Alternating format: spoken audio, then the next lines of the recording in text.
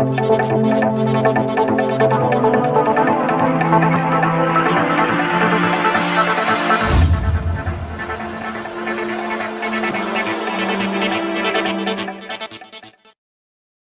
سلام خدمت شما بینندگان عزیز و گرامی. با برنامه سیمای بلوچستان در خدمت شما عزیزان هستم.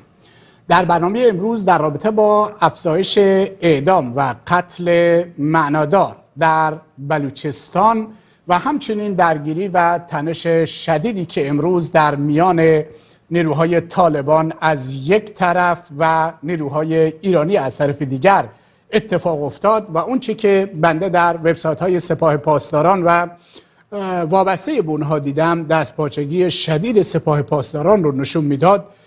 به این دو موضوع خواهیم پرداخت و پیرامون این دو موضوع با یکدیگر صحبت و گفتگو خواهیم کرد.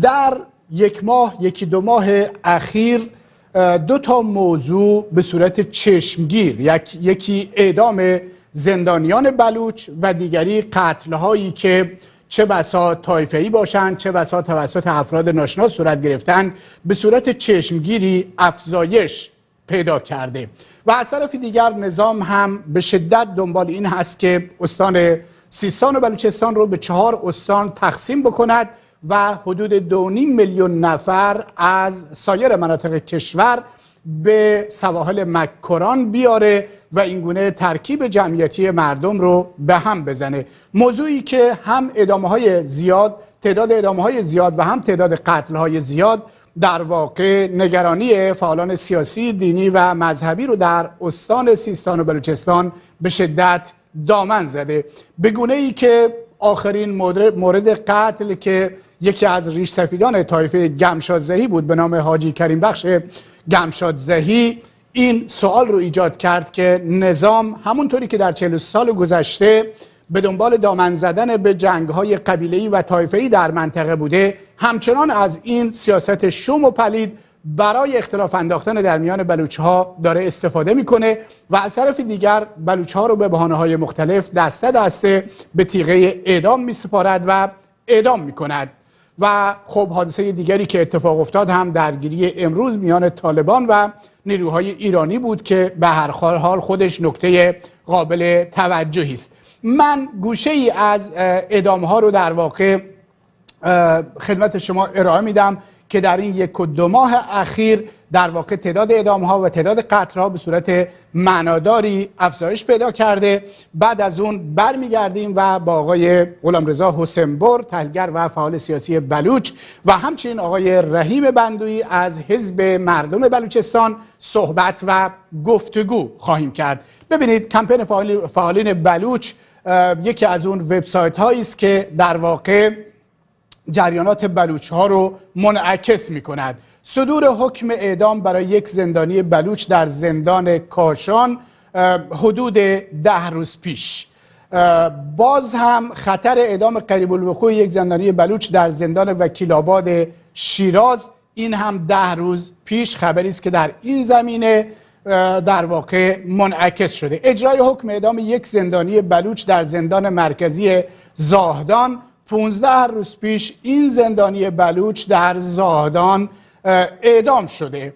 اجرای حکم اعدام 4 زندانی بلوچ در زندان مرکزی زاهدان حدود 17 روز پیش 4 نفر در زندان مرکزی زاهدان اعدام شدند. اجرای حکم اعدام 3 زندانی بلوچ در زندان مرکزی زاهدان حدود 18 روز پیش. واکنش مولانا عبدالحمید به افزایش احکام اعدام در ایران که بخش زیادی از اینها بلوچ‌های مظلومی بودند، بیشترشون در واقع بلوچ‌های مظلومی بودند که توسط نظام فاسد ولایت فقیه به شیوه‌های مختلف اعدام شدند. صدور حکم اعدام برای یک زندانی بلوچ در زندان کاشان، اینا همه کمتر از 1 ماه هست که اعدام شدند.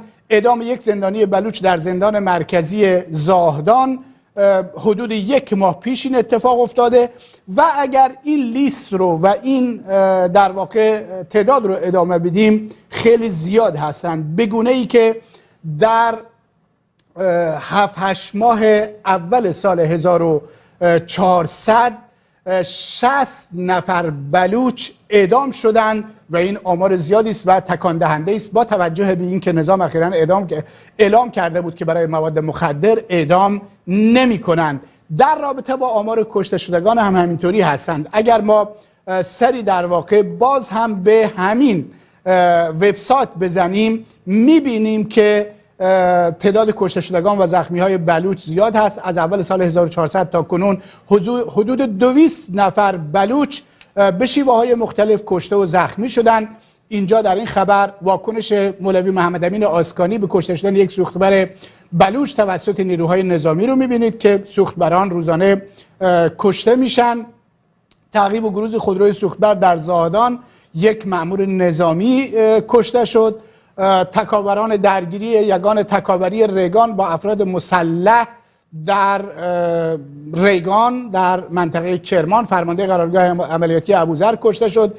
تعدادی بلوچ هم در این درگیری جانشون از دست دادن. خب این سانحه رانندگی است و همینطور در واقع پایین بیاییم مرتب تعداد قتل ها اضافه میشن تا اینکه در واقع یک ریشسفید در هفته گذشته کشته شد.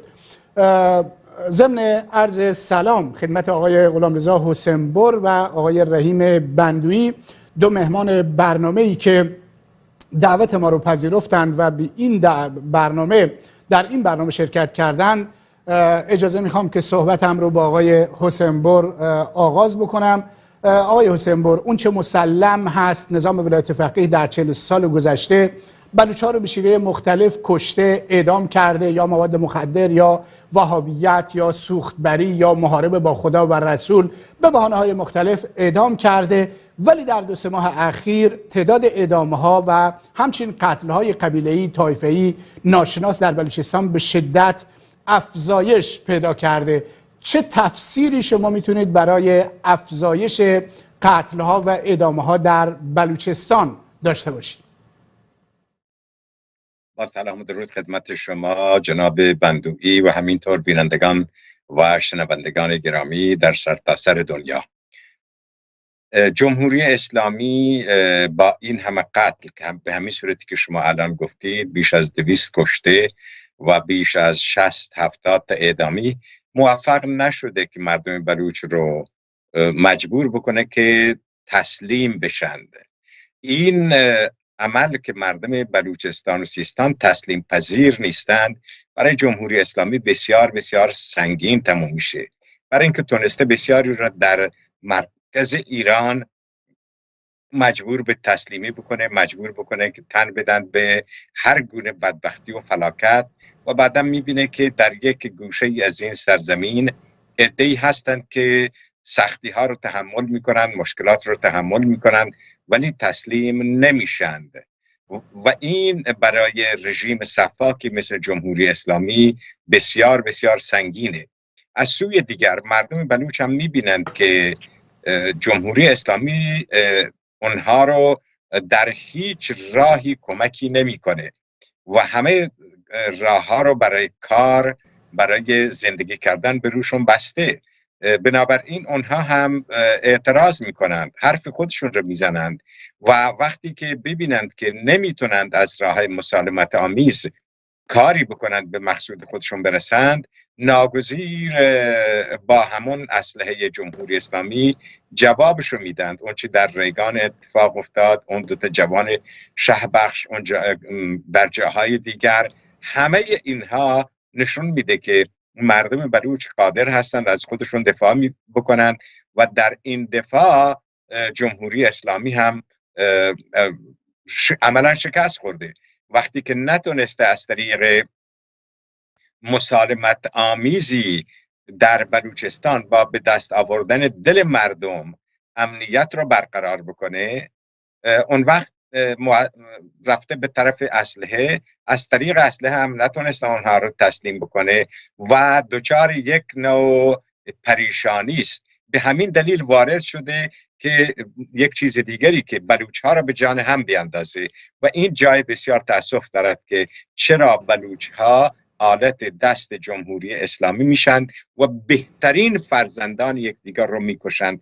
اون چیز رو که شما گفتید راجع به حاجی کریم بخش گمشادزئی واقعا تاسف بار بود، برای اینکه این یکی از بهترین ریش سفیدان بلوچستان بود. بسیار بسیار انسان شریفی بود، بسیار بسیار سخاوتمند بود و بین 10 نفر صلح و صلاح ایجاد کرده بود و بعضی از بستگانش که به صورتهای مختلف با من تماس گرفتند واقعا پریشان بودند که چرا رژیم آدمهای خوب رو میکشه، چرا دزدها رو نمیکشه، چرا قاچاقچی‌ها رو نمیکشه، انسانهای شریف رو میکشه، چرا؟ ممنونم، متشکرم آقای حسین بر. همچنان همراه ما بمونید، برمیگردیم صحبت میکنیم. آقای بندویی، بلوچستان اون چه که بیاد داره، حداقل در 40 سال گذشته که ما بیاد داریم و اخبار رو داریم دنبال میکنیم، قتل هست، اعدام هست، ترور هست و آقای حسین بر اشاره کردند که مردم بلوچستان تا کنون به زانو در نیومدند در برابر تمام استبداد و ظلم و ستم و جنایتی که نظام ولایت فقیه مرتکب شده. من یادم میاد یکی از شاگردان آقای طباطبایی در تهران، در مالزی من ایشون ملاقات کردم، ایشون میگفت وقتی اومدن اونجا نماز جمعه خانگی استاد طباطبایی رو تعطیل کردن و مردم رو داشتن پراکنده میکردن، به ما گفتند اجازه نمیدهیم که تهران هم از دست ما در بره اونطوری که بلوچستان از دست ما در رفته. آیا نظام واقعاً با این قتل‌ها و با این اعدام‌های گسترده به ویژه در روزهای اخیر داره احساس خطر بیشتری میکنه و میخواد زهر چشم بیشتری به بلوچان نشون بده و بتونه بلوچان رو در برابر خواسته هایی که داره تسلیم بکنه و به زانو در بیاره؟ اصولا این شیوه در بلوچستان جواب خواهد داد؟ سلام دارم خدمت شما بینندگان گرامی و مهمان عزیزتون.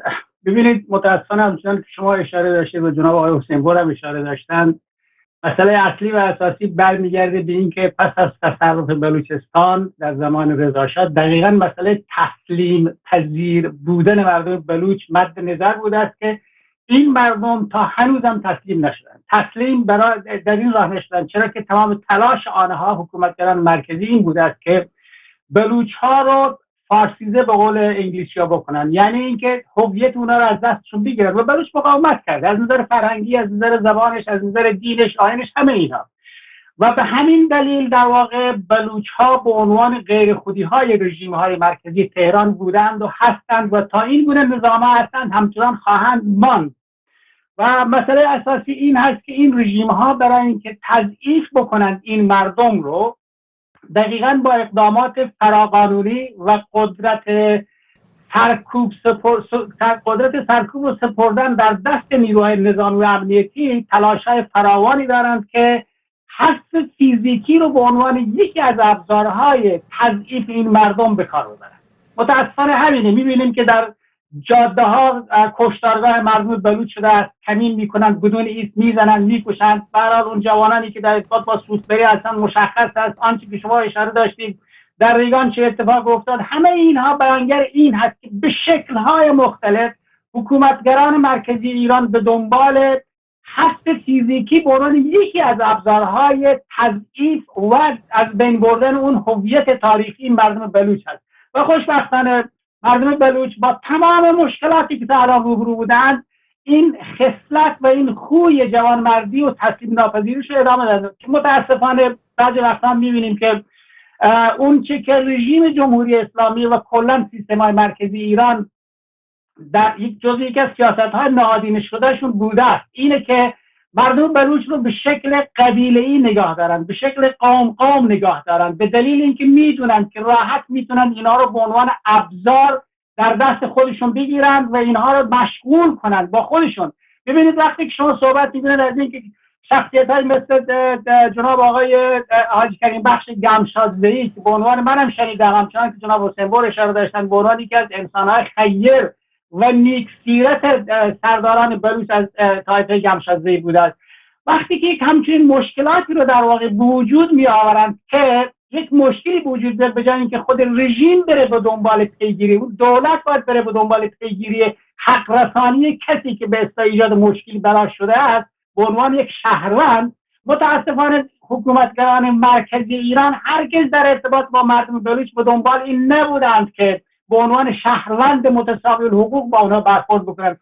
متاسفانه این به عنوان یکی از اون دلایل بسیار مهمی هست که هنوزم در قرن 21 سیستم قبیلی و عشیره‌ای در بلوچستان حکم فرماست و دامن هم زده شده.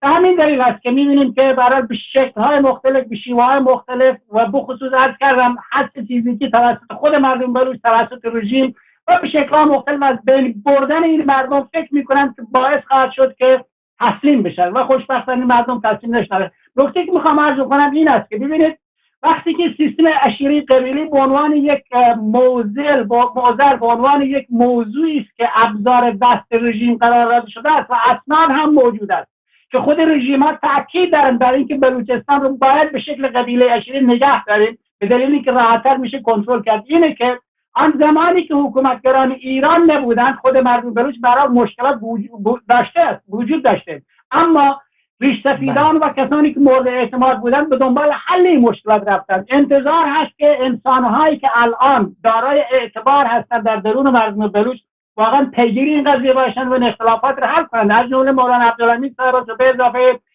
سرداران و برای ریش سفیدان معتبر دیگه‌ای که هستند از قبیله‌ها و از اقوام مختلف بلوچ. انتظار هست که پیگیر این مسائل باشند و جلوی این گونه فتنه‌هایی رو که جمهوری اسلامی باعث میشه و متاسفانه زمینه‌ها هم فراهم هست در بلوچستان جلوشون گرفته بشه. ممنون. متشکرم آقای بندوی. اشاره داشتید در واقع خبرها از بلوچستان حاکی از این هست که در واقع بعضی از طوایف بلوچ که سالهاست درگیر بودند در بلوچستان اخیراً در مسجد مکی مولوی عبدالحمید، مولوی گرگیج و افراد مختلفی اومدن اونجا و بین این اقوام جلساتی برگزار شده و قرار شده که صلح و آشتی بین طوایف مختلف صورت بگیره که نظام دست به کار شده و شروع به کارشکنی کرده و اجازه نداده این اتفاق بیفته و احتمالاً افراد قبایل مختلف رو تحریک کرده و کشته شدن آقای حاج کریم بخش گمشادزئی در این راستا صورت میگیرد. آقای حسین‌بر، نظام میگه من اعدام میکنم چون بلوچ ها مواد مخدر میفروشن، چون بلوچ ها اشرار هستن، چون بلوچ ها به هر حال تسلیم نمیشن. آیا اصولاً نظام حق دارد مردم رو به جرم مواد مخدر یا اشرار شدن با توجه به اینکه خودش مسبب این موضوعات هست، اصولاً نظام چنین حقی دارد که مردم رو اعدام بکند؟ طبق قوانین بین المللی و حقوق بشر نخیر، جمهوری اسلامی چنین حقی را ندارد. طبق قوانین اسلامی هم تا یک جرمی به صورت خیلی مشخص معلوم نشود حق اعدام ندارند. بنابراین کاری که از این جهت انجام میشه کلاً غیر انسانی، غیر اسلامی و بر ضد حقوق بشر هست. به همین دلیل هست که در حقوق بشر این مسئله هم هست که دولت‌هایی که مردم را به جان هم بیندازند، باعث اختلاف بشوند، باعث کشتن یکدیگر بشوند، اونها مسئول هستند و در دادگاه‌ها مورد محاکمه قرار می‌گیرند. این دادگاه بین المللی که در لندن برگزار شد دقیقاً نشون داد که از آقای خامنه‌ای تا اون کسی که تیر رو پرتاب میکنه همه اینها مسئول هستند و روزی باید محاکمه بشن. اما اینجا مسئله بر سر این است که تا چه اندازه مردم بلوچستان و مردم ایران به طور کلی آلت دست رژیم هستند. چرا مردم ایران حاضر هستند که بروند به عنوان پاسدار یا یک شغل دیگر هموطن خودشون را بکشند؟ برای اینکه این فردا این باید فردا جواب بده. هیچ راه دیگری وجود نداره. ببینید طایفه گمشادزئی و یار محمدزئی، من این دو تا طایفه رو خیلی خوب میشناسم. سردار خلیل خان گمشادزئی، سردار خان محمد خان گمشادزئی، من بارها اینها رو دیده بودم. بارها با هم وقتی که در بلوچستان بودم هر دوتا رو با هم دعوت کردم، اومدن در دفتر من، اونجا صحبت کردیم. یک دلخوری هایی بود که حل شده بود و دیگه جای بحثی نبود. این بود که سردار خلیل خان و سردار خان محمد دو تا خواهر رو باشون ازدواج کرده بودند، گران بیبی و مراد بیبی. اینا دو تا خواهر بودند، دختران میر یار محمد. با اونها ازدواج کرده بودند. بچه های اینها با هم پسردایی هستند، با هم قوم و خویشند و قاعدتا نزدیکترین مردم قبایل در بلوچستان اینها باید باشند. اما وقتی که این دو تا قبیله با هم دوست باشند، به علت جنگجوییشون، به علت اینکه جمهوری اسلامی اتحاد مردم رو خطری برای خودش ارزشیابی میکنه، اون وقت میره دنبال یک سری تاکتیک هایی که اینها رو به جان هم بیاندازه. شما درست میگید، قرار بود که اینها با هم صلح و صلاحی بکنند و در یک جا هم جمع بشند و یک بخششون جمع شدند، یک بخش دیگرش تحت فشار جمهوری اسلامی حاضر نشدند. ولی بعداً کاری رو که کردند این بود که اختلافات رو تند بکنند. کشتن حاجی کریم بخش گمشازهی توسط تمام کسانی که در اون منطقه بودند، در اون جا شاهد بودند، میگویند که اینها افراد ماموران جمهوری اسلامی بودند، سلاح‌هایشون سلاح‌های جمهوری اسلامی بود و از یک تفنگی استفاده می‌کردند که تفنگ لیزری بهش میگن، که نقطه زن هست، بسیار دقیق عمل میکنه. اینها رو این جمهوری اسلامی این شخصیت خوب به قتل رسوند تا گمشاد زیا رو تحریک بکنه که برند از یار محمد زیا بکشند. من امیدوارم که در اینجا این دو تا طایفه، مخصوصا حرف من با سردار خوبیارخان که من خوب میشناسمش، اون هم من خوب میشناسه، سردار علیم خان که من اون میشناسم، اونا هم من خوب میشناسن، با هر دوی این سردارا صحبت من بر سر اینه که از کشتن یکدیگر به شدت خودداری بکنید. اجازه ندید که شما وسیله قتل یکدیگر بشید و دشمنان شما شاد بشند. هر قدر شما از یکدیگر بکشید، دشمن شما شادتر میشه. متشکر و ممنون آقای حسینبر. همچنان همراه ما بمونید. برمیگردیم در رابطه با موضوع درگیری نیروهای طالبان با نیروهای مرزی ایران که ظاهرا خیلی شدید هم بوده و از اسلحه سنگین هم استفاده شده صحبت خواهیم کرد. اما آقای بندوی، به عنوان آخرین سوال در بخش بلوچستان و قتل و اعدامی که در بلوچستان صورت میگیره، بگذارید سوال رو من برای شما به نحو دیگر مطرح بکنم. نظام از یک طرف مردم بلوچستان رو فقیر نگه میداره، مجبور بشن کولبری بکنن، مجبور بکنن سوختبری بکنن، مجبور بشن حالا بخشی یا تعداد اندکشون به فروش مواد مخدر رو بیاره و بعدش هم میگیره اونا رو اعدام میکنه یا به هر حال به اندازه ظلم میکنه، به اندازه ستم میکنه، به اندازه جنایت میکنه که یک عده خسته بشن، از وضعیت موجود دست به سلاح ببرن، کارهای انجام بدن و بعد بگیره اینها رو اعدام بکنه. این حرکتی است که نظام در 43 سال گذشته انجام داده. تا چه اندازه از این بود؟ آقای حسینبر از بود دیگری به موضوع پرداخت که طبق حقوق بین‌الملل، طبق شریعت اسلام، طبق دین، طبق انسانیت، نظام این حق نداره که این انسانها رو اعدام بکنه. اما از این جهت که مردم فقیرن، مردم مسکینن، مردم مظلومن، مردم سرکوب میشن، این تا چه اندازه نظام حق داره دست چنین کارهایی بزنه و این پارادوکس چگونه قابل حل اصولا؟ ببینید، زمانی که به اصطلاح جریان ملت دولت مطرح می شود، بخصوص از قرن 20 به این طرف، یعنی اینکه دولت ها مسئول تأمین امنیت و مسئول تأمین آن مناسباتی هستند که انسان های ساکن در آن منطقه بتوانند با کار و زحمت زندگی خودشون رو بتونن ترتیب زندگی انسانی داشته باشند. متاسفانه سیاست هایی که دولت های مرکزی ایران در ارتباط با بلوچستان به کار بردن، دقیقاً نکته که شما اشاره فرمودید، اون زیر ساخته هایی که باید در ارتباط با زندگی مردم بتونه ایجاد کار بکنه ندارن. همچنین زیر ساخته های دیگه، مال آموزش و پرورش رو بگیریم، مال بهداشت رو بگیریم، همه اینا رو در نظر بگیریم ندارن. به همین دلیل است که به هر حال متاسفانه این همسایگی که بین بلوچستان و افغانستان هست و با توجه به اینکه ما چاره هم نداریم، همسایگان رو ما انتخاب نمی کنیم، محکوم هستیم که با این همسایگان زندگی کنیم. ولی از آنجایی که شرایطی که در افغانستان هست متاسفانه و با توجه به وجود مواد مخدر در آنجا و همسایگی مردم بلوچ در آنجا، طبیعی است که تمام مافیاهای بین المللی بالاخره از همون منطقه استفاده خواهند کرد در ارتباط با نقل و انتقال این مواد مخدر. اما متاسفانه جمهوری اسلامی ایران این رو به عنوان یک بهانه قرار داده است.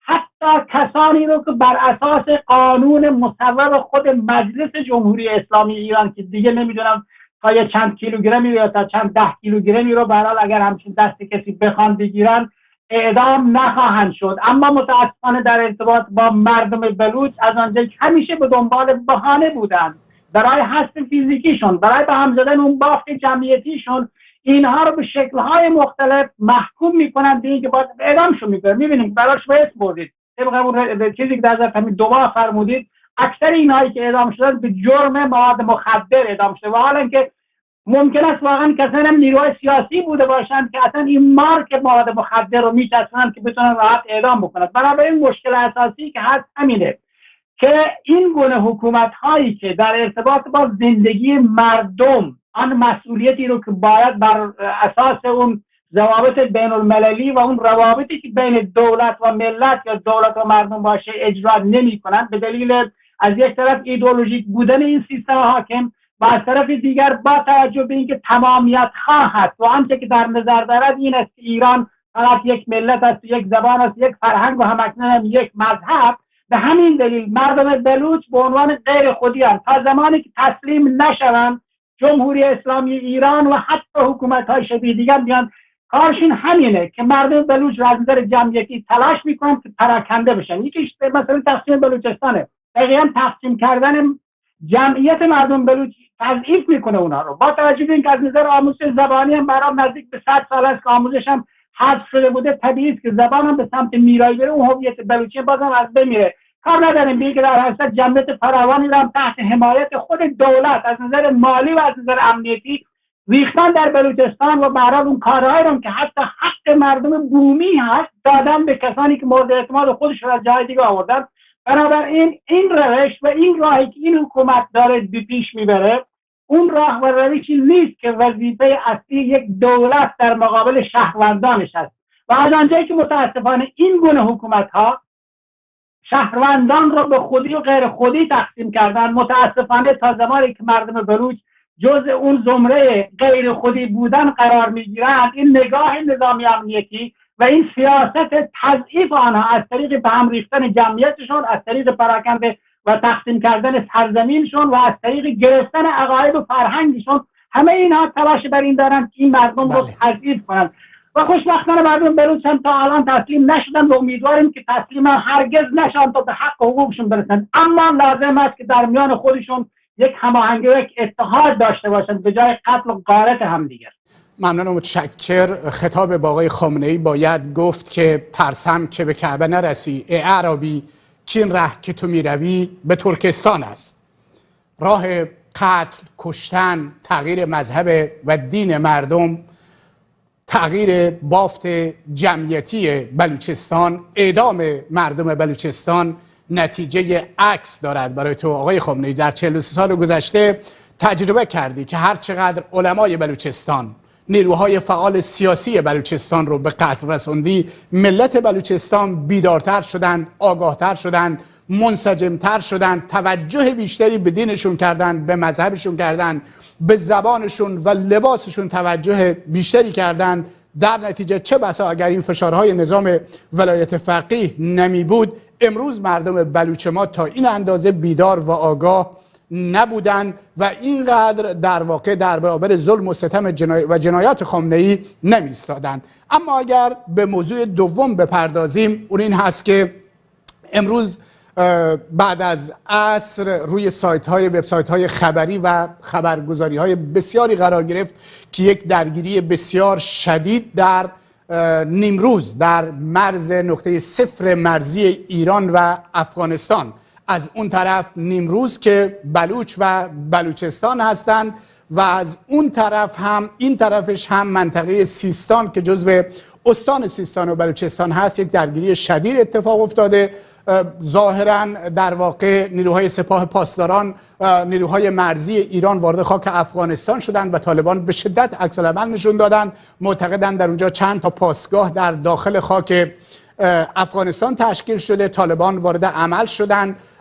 گزارش‌های اولیه حاکی از این هست که 3-4 تا پاسگاه به تسخیر طالبان در اومده، گرچه سپاه پاسداران با دستپاچگی تمام، خبرگزاری سپاه پاسداران مانند تسنیم و فارس این موضوع رو انکار کردند و سعی کردند که موضوع رو خیلی عادی جلوه بدن. اسلحه سنگین استفاده شده ولی تاکنون از تلفات خبری در دست نیست. آقای حسین‌بر، خیلی ها از روز اولی که طالبان در افغانستان روی کار اومدن صحبت از این میکردن که در این طرف جمهوری اسلامی ایران یک نظام ایدئولوژیک شیعه هست، اون طرف طالبان یک نظام در واقع هم به نحو ایدئولوژیک هستند و به نحو مذهبی هستند و انتظار میرفت که این ماه عسلی که در حداقل ماه‌های گذشته، سالهای گذشته، در روزهای اخیر در میان طالبان و جمهوری اسلامی ایران وجود داشت خیلی طول نکشه. در داخل ایران حتی خیلی ها معترض بودند که چرا جمهوری اسلامی روابطی با طالبان داره و الان یک درگیری شدید و دستپاچگی سپاه پاسداران رو ما میشنویم. چشمانداز این درگیری امروز و روابط آینده جمهوری اسلامی با نظامی که در افغانستان حاکم هست، نظام فعلی طالبان رو شما چگونه ارزیابی میکنید؟ این که روابط بسیار حسنه بین دو کشور برقرار بشه دورنمای خوبی نداره. جمهوری اسلامی همچنان تصور میکنه که میتونه وارد خاک افغانستان بشه و بلوچ‌ها رو در اونجا سرکوب بکنه و یا مخالفین رو که از ایران خارج شدن برند اونجا، مثل اون که سردار تاج محمد خان گمشاسه‌ای رو در داخل خاک پاکستان کشتند و بسیاری دیگر رو. این تصور رو هم داره که این کار رو میتونه در افغانستان بکنه اگر این درست باشه که وارد خاک افغانستان شده باشند، چون هیچ دلیل دیگری جز رفتن دنبال بلوچه ها وجود نداره. ولی خب قبلا افغان ها با اینها یک نوع مدارایی میکردن. الان طالبان معتقدند که تمامیت ارضی خودشون رو حفظ بکنند، حق حاکمیت خودشون رو بر کشور خودشون حفظ بکنند و بنابراین بلافاصله وارد عمل شدند و به محض اینکه وارد عمل شدند نیروهای ایرانی شروع کردند به فرار کردن، همونطور که انتظار هم میرفت. 2 تا پاسگاه یا 3 پاسگاه یا 4 تا پاسگاه میگن که همینه که گرفته شده. چرا نیروهای ایرانی مقاومت نکردند؟ چرا این پاسداران مقاومت نکردند؟ همهشون چرا فرار کردند؟ چند نفرشون هم کشته شد همونطور که در اینجا دیده میشه. ولی یک امر ثابت شد که نیروهای نظامی جمهوری اسلامی فقط و فقط برای سرکوب مردم ایران در داخل ایران قوی هستند، نه با مقابله با یک دشمنی که خارج از ایران باشه.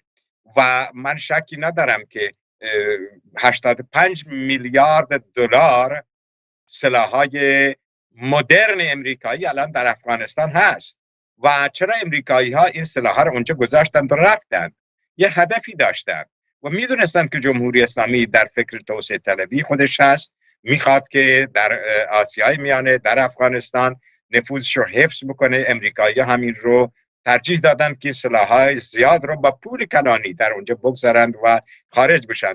افغان‌ها از همین سلاح‌ها استفاده کردند و به هر حال نیروهای جمهوری اسلامی رو شکست دادند و از اونجا فراری شدند. دورنما رو من خیلی تیره می‌بینم و تصور می‌کنم که تضاد بین این 2 تا نظام شدت پیدا بکنه و کار به جایی برسه که جمهوری اسلامی مجبور بشه امتیازات فوق‌العاده زیادی رو به افغانستان بده. همین الان قبول کرده که شهرهای 8 شهر افغانستان رو جاده بکشی بکنه مجانی. این امتیاز داده، ولی افغان‌ها میدونند که میتونند امتیازات بیشتری هم بگیرن. ممنونم، متشکرم آقای حسین‌بر. آقای بندویی، من امروز وقتی که این صحنه درگیری شدید رو در واقع فیلم‌ها و ویدیوهایی که منتشر شده بود دیدم، بیاد این افتادم که احتمالاً نیروهای سپاه پاسداران و مرزداران ایرانی اصولاً افغانستان طالبان رو با نیروهای آمریکا در خلیج فارس و دریای عمان اشتباهی گرفتن. ما در 1-2 سال گذشته شاهد این بودیم که قایق‌های تندرو سپاه پاسداران، هلیکوپترهای مربوط به سپاه پاسداران در اطراف ناوهای آمریکایی مانور می‌رفتند، رژه می‌رفتند و نیروهای آمریکایی غالباً فقط به این اکتفا می‌کردند که یک حرکت غیر حرفه‌ای در منطقه صورت گرفته و کار زیادی صورت نگرفته. اونجا به نظر میرسه به محضی که اینها وارد خاک افغانستان میشن و خب همونطور که آقای حسین‌پور اشاره کردن، اینها در افغانستان به هر حال آدم میکشن، ترور میکنن، بلوچ‌های مخالف رو تعقیب میکنن و در همین چند سال گذشته مولوی موسی کرمپور امام جمعه مسجد شیخ فیض مشهد رو در هرات ترور کردند که ایشون مسجد رو تخریب کردند، ایشون به هرات رفت و در اونجا ترورش کردند و همچنین مولوی ابراهیم صفیزاده رو که از دانشگاه مدینه در دانشگاه مدینه درس خونده بود و مدتی رو زندانی بود به هرات هجرت کرده بود، در سال گذشته ایشون در هرات هم ترور کردند و خب اونجا نفوذی دارند، با یک سری افراد ارتباطاتی هم دارند. به محض اینکه نیروها وارد خاک افغانستان میشن با واکنش بسیار شدید طالبان مواجه میشن، به طوری که در واقع فیلم هایی که پخش شد توپخانه هم وارد عمل شده بود و از دو طرف با توپ هم به سوی یکدیگر شلیک می‌کردند و نیروهای طالبان هم خواهان کمک شده بودند و نیروهای ایرانی هم خواهان کمک شده بودند. در گذشته هم ما داشتیم در سال حدوداً 20 سال پیش که طالبان روی کار بودند، وقتی که تعدادی از دیپلمات‌ها رو به عنوان جاسوس طالبان کشتند، در داخل ایران صحبت از این شد که وارد خاک افغانستان بشیم و به هر حال بینا درسی بدیم که این اتفاق نیفتاد. تا چه اندازه ممکن هست که ایران به خودش اجازه بده وارد خاک افغانستان بشه و در واقع یک سری اقداماتی انجام بده در دوران طالبان، یا طالبان در واقع ارتباطشون در آینده با این حکومت چگونه خواهد بود؟ ببینید جناب حسین‌پور به نکته خیلی خوبی اشاره فرمودن، این که جمهوری اسلامی ایران در ارتباط با اون ایدئولوژی که داره به دنبال توسعه طلبی اون ایدئولوژیش هست. همین قضیه رو دقیقاً میتونیم دنبال کنیم در سوریه و لبنان و یمن و جای دیگه.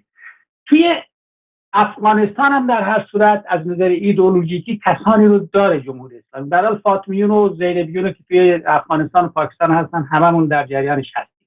جمهوری اسلامی ایران زمانی که پشتیبانی از طالبان میکرد روی کار بیان به اصطلاح به ظاهرا بر علیه مثلا حضور آمریکا در اونجا، انتظار این رو داشت زمانی که قدرت به دست نیروهای طالبان بیفته به قول جمهوری اسلامی یک دولت فراگیر تشکیل بدن. خب اونا پاسخ دادن شما مگه در ایران دولت فراگیر تشکیل دارید که ما اینجا تشکیل بدیم؟ و در ایران ادعا کردن که برای ما کسانی رو هم قدرت دادیم. منظورم این هست که ببینید هر دو تا حکومت به عنوان حکومت‌های ایدئولوژیکی هستند که به دنبال توسعه اون ایدئولوژی خودشون در منطقه هستند بدون شک و هر کسی هم اینو حق خودش میدونه که این کارو بکنن. و مسئله اینجاست که بخواهیم نخواهیم با توجه به این تاریخچه بسیار طولانی که در ارتباط با شیعیسم و در ارتباط با سنیسم، حنفی و به هر حال شیعی در منطقه داشتیم، متاسفانه به یه جاهایی رسیدیم در کل اون منطقه اونجا که سازش بین این دوتا ایدئولوژی وقتی که قدرت سیاسی در دستشون باشه غیر ممکنه. به همین دلیل چشماندازی که در ارتباط با رابطه بین طالبان و ایران هست، همچنان که اشاره هم شد، حسین‌پور اشاره کردن، برای آمریکا اونجا رو ترک کرد، درسته، ولی کلی امکانات اونجا گذاشت. در این عالم یک سری قول و قرارهایی رو هم امضا کردن با طالبان در این رابطه. اینه که چشمانداز آنچنان که به هر حال منطقه روی صلح و صفا و سازش و همزیستی مسالمت آمیز می‌گیره متاسفانه نیست.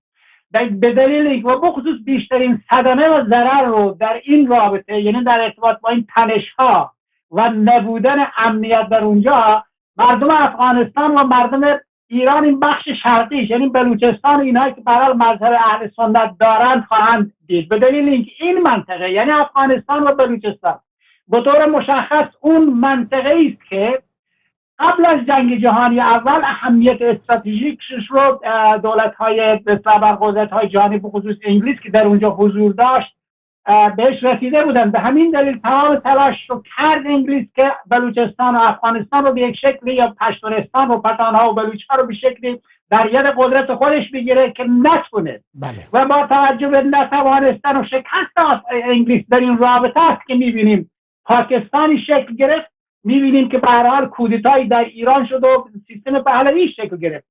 فقط و فقط به خاطر اینکه این ابرقدرت اون اهدافی رو که به دنبالش بود و در ارتباط با اون تنش‌هایی که بین امپراتوری انگلیس و امپراتوری روسیه بود و انگلیس میدونست که به هر حال این منطقه پشتون نشین و منطقه بلوچ نشین هست که به هر حال اون ابرقدرت روسیه به دنبال آب‌های گرم است، از این منطقه خواهد رفت. به همین دلیل می‌بینیم که یک دفعه به هر حال یک همچین قدرت‌هایی رو گذاشت که بلوچ و پشتون رو ابزار دست قرار بدن و همیشه عقب مانده نگه دارن. می‌بینیم که هر روزم که هنوز در قرن 21 در افغانستان هم این سیستم عشیری قبیله‌ای هست و به هر حال همدیگه رو درگیر میشن. تو بلوچستان هم هست و اینا رو کی انجام میده؟ من در مجموع بخوام خلاصه کنم همین که این چشم انداز یک نوع همزیستی مسالمت آمیز بین جمهوری اسلامی ایران و جمهوری اسلامی افغانستان که الان در دست طالبان هست، با توجه به اختلافات تاریخی که بین این دو تا ایدئولوژی هست، هرچند که هر دو تاشون منبعث از اسلام هستند، یک چشم انداز همزیست مسالمت آمیز مثبتی پدیدار نیست فعلا در این. ممنون و متشکر آقای بندوی. من این نکته رو اضافه بکنم و توضیح بدم که در واقع سنی و شیعه سالها و قرنها در کنار یکدیگر مسالمت آمیز زندگی کردند و سالها و قرنهای دیگر هم کنار یکدیگر زندگی خواهند کرد. اون چی که به این اختلافات دامن زد نظام پلید ولایت فقیه حاکم بر تهران بود که در واقع به این مسائل دامن زد و به تعبیر آقای محمد نوریزاد از اونجایی که خامنه‌ای به دنبال گسترش ابلهانه شیعه‌گری در منطقه هست، خب این تنش ها رو دامن میزنه. ما امیدواریم که این تنش ها به یک جنگ تمام عیار در منطقه تبدیل نشند و خامنه‌ای دست از فساد در منطقه دست برداره، فکر نکند افغانستان رو در واقع سوریه رو به فساد کشید، لبنان رو به فساد کشیده، عراق رو به فساد کشیده، یمن رو به فساد کشیده و نوبت افغانستان رسیده. اونجا فاطمیون تشکیل داده، داره کارهایی رو انجام میده، ولی احتمالاً سرش به سنگ محکمی در اونجا خواهد خورد. دیدگاه شما بینندگان عزیز رو در این زمینه میشنویم و ببینیم صحبت‌های شما چی هستند. البته در ضمن از مهمانان عزیز خداحافظی میکنم و تشکر میکنم از اینکه در این برنامه شرکت کردند. نخستین بیننده‌ای که در خدمتشون هستیم، درود بر شما، خودتون معرفی کنید و بفرمایید. سلام آقای دکتر، شما خوبه؟ سلامتی؟ ممنون و متشکرم. اسم شریفتون؟ من جدگال هستم، از چهار زنگ زدم. این حرف شما که شما گفتی خامنه ای مثلا موفق نشده، به نظر من خیلی موفق شده، چون تو هر خونه ای مثلا بسیجی و هر یه دونه مثلا مخبر گذاشتن. به نظر من موفق شده و این کشاری که مثلا میشه الان تو شهر ما مثلا نزدیک یک ماه میشه 8 نفر خاطر مثلا مخبری کردن کشته شدن. به نظر من موفق شده. من فکر نمی کنم آقای جدگال موفق اون نمیگن که آدم بکشه برای اینکه خودش رو حفظ بکنه. موفق اون میگن که با سازوکارهای سیاسی، سازوکارهای فرهنگی، سازوکارهای اجتماعی در کشور خودش، میان مردم خودش امنیت ایجاد بکنه، اما نه اون کسی که با اختلاف انداختن میان مردم و جنگ‌های قبیله‌ای بتونه خودش نگه داره. به نظر من این شکست هست، دیر و زود داره، سوخت و سوز نداره. خامنه‌ای قافیه رو باخته، به همین خاطر در برابر مردم اصفهان دیدید چشمان مردم اصفهان رو کور کرد برای اینکه باقی میمونه. اصفهانی که مذهبی بودن، اصفهانی که سالها پر سر نظام بودن، برای نظام کشته دادن، جان دادن. در بلوچستان هم برای این خودش حفظ بکنه جنگ‌های طایفه‌ای و مذهبی طایفه‌ای و فرقه‌ای به راه میاندازه، بسیج درست میکنه، بلوچا رو به جان هم میاندازه، ولی این راه به جایی نخواهد برد. صحبت دیگه هم دارید آقای جدگال، بفرمایید. خیلی ممنون. من خدا همه که مثلا همه بلوچا از این بسیجی و نمیدونم از سپاه در بیان، به خدا این راهش نیست. حالا هر موقع مثلا هر هفته 2 نفر 3 نفر کشته میشن به خاطر همین مثلا مخبری و مواد و نمیدونم چه، هر کار این سیاست خامنه ایه. به نظر من بلوچا موفق بشن که این اصلا، به نظر من این اصلا کار خوب نیست اصلا. ول کنین سپاه و بسیج و کاملا حق با نمیدونم. شماست. ممنون و متشکر آقای جدگال. حق با شماست. بلوچ‌ها باید بدونند که اگر نظام دلسوزشون بود، به جای اینکه به بسیجشون میبرد و اسلحه‌شون میداد تا همدیگه رو بکشند، رئیس دانشگاهشون میکرد، استاندارشون میکرد، وزیرشون میکرد، وکیلشون میکرد، معاون وزیرشون میکرد، اما از هیچ یکی از این پست‌ها به مردم و به استاد دانشگاهشون میکرد. اما بلوچ و بلوچستان از این پست‌ها محروم هستند. در عوض نظام ولایت فقیه اسلحه میده و تشویقشون میکنه که همدیگه رو به قتل برسونند و باید از این کارها دست بردارند. بیننده بعدی رو که میشنویم، سلام بر شما، خودتون معرفی کنید و بفرمایید. سلام، خسته نباشید. سلام بر شما، ممنون، متشکرم. من فرزاد هستم از کرمان. آقای فرزاد از کرمان. فرزاد از کرمان. درود بر شما آقای فرزاد، بفرمایید. شرمنده من در مورد این موضوع برنامه‌تون که دیگه یه چیز مشخصیه که زور به آخوندان نمیرسه. من یه سوال شرعی داشتم، میتونم اینو بپرسم از خدمتتون مرخص بشم؟ نه متشکر آقای فرزاد. آقای فرزاد، من فردا ظهر بنده ساعت 2:30 به وقت تهران تا 4 برنامه دارم. سوالات شرعیتون حتما اونجا بیایید مطرح بکنید، یا استاد عبدالفتاح خدمتی روز جمعه همین وقت بعد از ظهر برنامه دارن، سوالات فقهیتون اونجا مطرح بکنید. ممنون و متشکر آقای فرزاد عزیز و خدا یار و نگهدارتون. موضوع برنامه ما در واقع به راه انداختن قتل در بلوچستان توسط نظام ولایت فقیه هست و حمله‌ای که امروز و درگیری و تنش شدیدی که امروز میان طالبان، نیروهای طالبان از یک طرف و نیروهای جمهوری اسلامی از طرف دیگر اتفاق افتاد و باعث دستپاچگی سپاه پاسداران شده بود که بیانیه‌های مختلفی رو صادر کرد. دیدگاه شما بینندگان عزیز رو میشنویم. بیننده بعدی، سلام بر شما، خودتون معرفی کنید و بفرمایید. سلام، خسته نباشید. سلام بر شما، سلامت باشید. اسم شریفتون؟ شبکه کلمه. شبکه کلمه هست. شما روی ایر هستید، صداتون پخش میشه. خودتون رو معرفی کنید و بفرمایید. انصاری هستم. آقای انصاری، صدای تلویزیونتون رو ببندید و بفرمایید.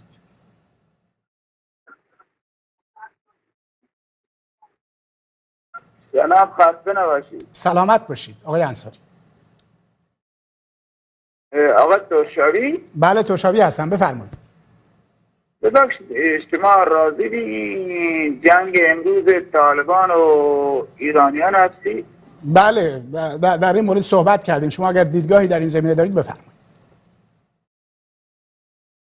ببین، ما هر که باشیم، ما بلوچم، ولی ما راضی به این نیستیم، چون که بلوچستان شما فرمودید آقای انصاری، لحظه، شما فرمودید شما راضی به این جنگ هستید. من متوجه نشدم. نه، ما هرگز راضی به این که در منطقه ما جنگی صورت بگیرد، منطقه نابود میشه، مردم کشته میشن، زیر ساختها خراب میشه، هرگز ما راضی به این نیستیم. ما در حد تجزیه و تحلیل و اون چه که در منطقه اتفاق افتاده صحبت میکنیم و دیدگاه شما رو میشنویم. بفرمایید. نه، ما به این جنگ راضی نیستیم و هیچ موقع هم راضی نیستیم، چون که این جنگی که امروز رخ داده توی بلوچستان بوده، مرز بلوچستان بوده، ما هیچ موقع راضی نیستیم. ولی شما یک کارایی میکنید، ما البته چی بگیم حالا، ولی این چیزا درست نیست که شما میگید. یعنی چی؟ ما چی گفتیم که درست نیست آقای انصاری؟ میتونید توضیح بدید؟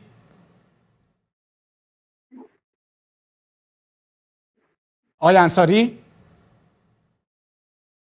بله؟ میتونید توضیح بدید که بنده چه صحبتی گفتم که درست نیست؟ کلی گویی نکنید، توضیح بدید ماجرا رو.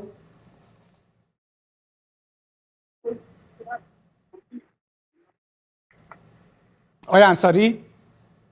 خب میدونم که صحبتی برای گفتن ندارید، میخواهید بحث حاشیه‌ای بکنید. مگر ما به خامنه‌ای گفتیم به سوریه آدم بفرست، در سوریه جنایت بکن و صدها هزار سنی رو اونجا به خاک خون بکش؟ مگر ما به خامنه‌ای گفتیم به عراق لشکرکشی کن و صدها و هزاران سنی رو در اونجا به قتل برسون و اونجا به زنان و دختران سوری ها و عراقی ها تجاوز بکنه قاسم سلیمانی؟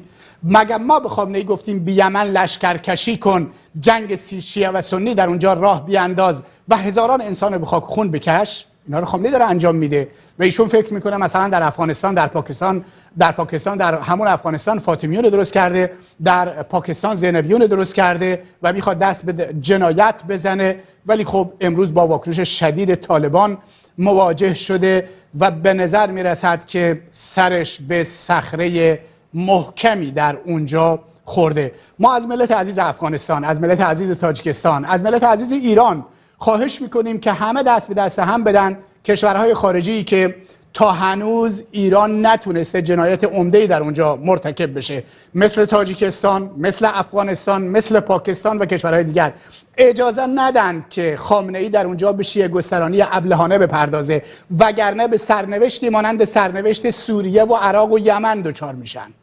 و از ملت ایران هم درخواست ما این هست که ملت عزیز ایران، برای حفظ ایران، برای حفظ ایرانی، باید به نظام ولایت فقیه پایان بدیم. استمرار نظام ولایت فقیه به معنی تجزیه ایران هست، به معنای نابودی ایران و ایرانی است. همین الان ایران و ایرانی در آستانه نابودی قرار دارند.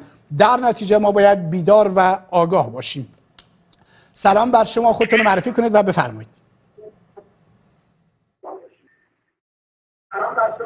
صدای تلویزیونتون رو ببندید، خودتون رو معرفی کنید و بفرمایید. سلام علیکم. علیکم السلام. اسم شریفتون؟ سلام علیکم. علیکم السلام. خب متاسفانه صدای شما نمیاد، بیننده بعدی رو داشته باشیم. سلام بر شما، خودتون رو معرفی کنید و بفرمایید. الو. سلام. سلام. علیکم السلام. اسم شریفتون؟ عباس. آقای عباس بفرمایید.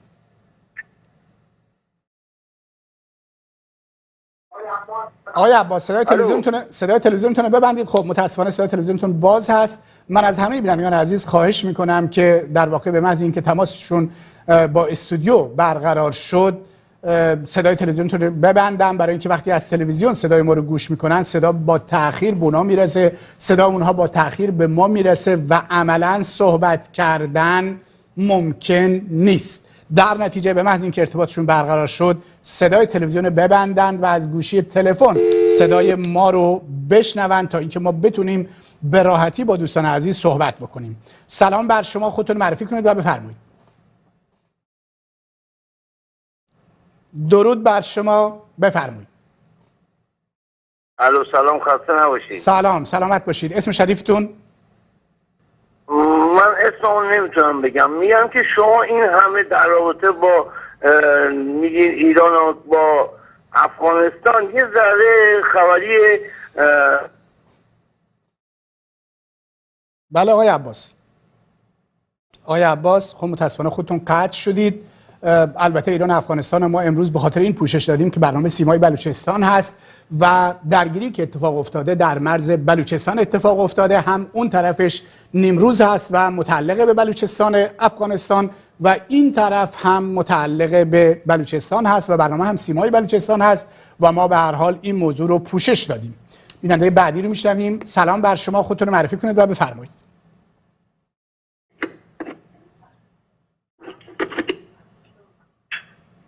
خب سلام علیکم آقا ترشاوی، خوبی؟ سلام بر شما، ممنون، متشکرم. اسم شریفتون؟ آقا خسته نباشی، از برنامه خوبت خداوکیلی یعنی لذت میبریم. خواهش میکنم، لطف دارید. اسم شریفتون رو معرفی کنید و بفرمایید. آره فقط همین دیگه آقا ترشاوی. بهرام یزدانی هستم، از تهران تماس میگیرم. درود بر شما آقای یزدانی و درود بر ملت شریف تهران. خیلی ممنونم. در مورد این برنامه‌تون هم اینه که میگم شما هرچی بگی رو چشم ما جا داری. فقط دوست دارم که ایرانی‌ها همه پشت هم باشن، به خوب و قوه الهی ان شاءالله پس این خامنه‌ای و امثال اینم راحت میشه. انشالله اون روزها زود هستند، پایان شب سیاه سپید است، مرگ دیکتاتور نزدیک هست و باید گفت به دیکتاتور گفت دیکتاتور به پایان سلام کن. درود بر شما آقای یزدانی عزیز. بیننده بعدی رو میشنویم. سلام بر شما، خودتون معرفی کنید و بفرمایید. سلام بر شما، سلام بر شما، خودتون معرفی کنید و بفرمایید. سلام استاد ترشابی عزیز. سلام بر شما، اسم شریفتون خودتون معرفی کنید، ما 1 دقیقه فرصت داریم، بفرمایید. علی هستم از بلوچستان. آقای علی از بلوچستان، درود بر شما و مردم قهرمان بلوچ. آقای علی بفرمایید. استاد دعا کنید جنگ نشه، وضع ما بلوچا بده، بدتر میشه. از شما میخوام دعا کنید که جنگ نشه. آمین آمین. دست شما در نکنه. خدا حافظ. خدا یار و نگهدارتون. بله میدونم که مردم بلوچستان نگران هستند و ما اون چه که ملت ایران رو به فقر و گرسنگی و فلاکت در 43 سال گذشته رسونده ماجراجویی های خامنه‌ای در منطقه بوده. جنگ ایران و عراق ماجراجویی های خمینی بود. جنگی که در سوریه در جریان هست، در عراق در جریان هست، در یمن در جریان هست، در نتیجه شیعه گسترانی ابلهانه خامنه‌ای در منطقه هست و همکنون هم خودش رو میخواد با افغانستان درگیر بکنه. در اونجا فاطمیون درست کرده و در پاکستان زینبیون درست کرده. تیپ فاطمیون، تیپ زینبیون و در صدد فساد در منطقه است. من امیدوارم که مردم ایران و مردم منطقه انگشتان فسق و فجور و فساد و جنگ و خونریزی رو قطع بکنند. تشکر میکنم از اینکه برنامه ما رو پیگیری کردید. تا جلسه دیگر و وقت دیگر، خدا یار و نگهدارتون.